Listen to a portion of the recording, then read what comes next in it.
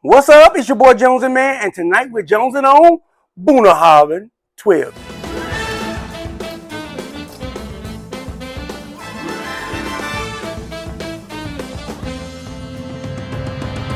Ooh, that's right. We are getting into Scotch, baby.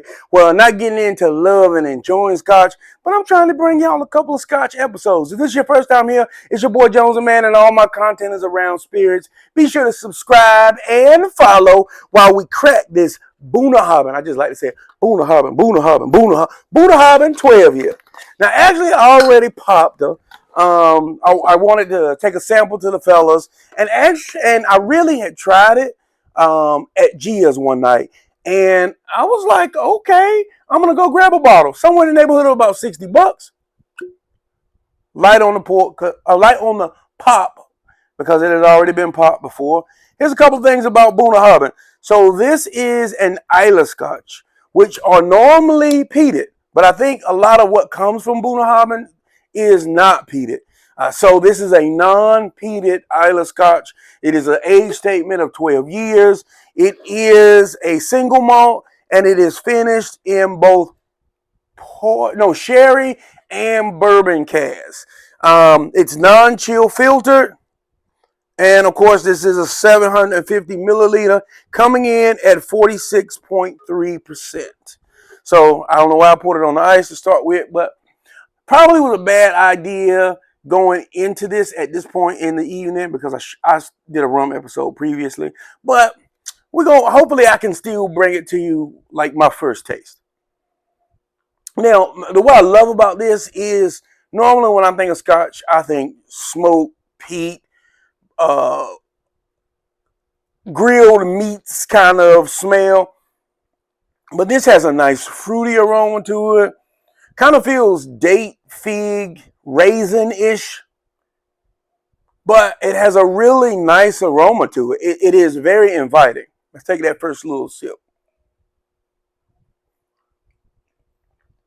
Now, to be 46 some odd percent, it really doesn't bring a lot of heat, a lot of burn to it.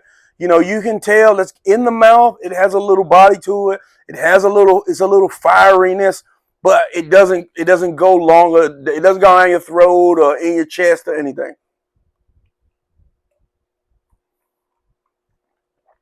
Yeah. For Scotch, I found this to be very enjoyable. I was like, ooh, I kind of like that. Nice fruitiness. It's well balanced.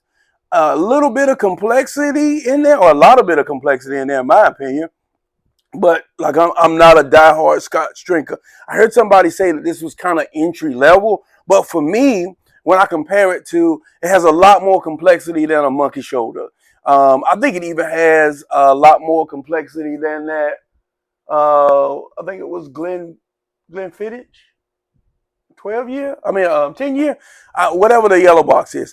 But there's a little more layers to it, and I actually enjoy it a little better. Let's take it around on the rocks real quick. Now on the rocks, it tapers that heat off a lot. It allows that fruit, which is again like a raisiny, figgish kind of fruitness. Of course, you get what feels like a little barrel aging. It definitely stays true to Scotch, both neat and on the rocks. To me, it would be like, oh yeah, this is definitely a Scotch. I could really drink this either way. I don't have a preference one way or the other than I'd probably go chilled, because of the fact that it is cool. I like my cocktails to be cool.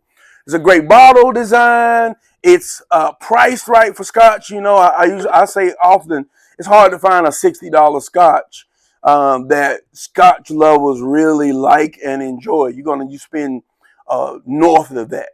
But for the price point, to me, the flavor palette, I want to say this is a 4 or 5 easy. I really enjoy this. I will be keeping this one, and actually, it's not one that's going to probably sit on the shelf. This will be one I'll break out with Scotch drinkers, because I enjoy it, and I think it is very true to Scotch in nature. So If you get a chance, I did have to hunt to find it though. It was only one store in Greensboro that had it. If you are looking for scotch, looking to get into scotch, maybe this is the right entry level to get you into it. Check me out on Facebook, Instagram, and Twitter, and the TikToks. If you haven't already subscribed, make sure you subscribe. And buy yourself something special from JonesNmann.com or CWSpirits.com. Use my code CLINK'EM5. And I'll see you next time. Click 'em and drink 'em.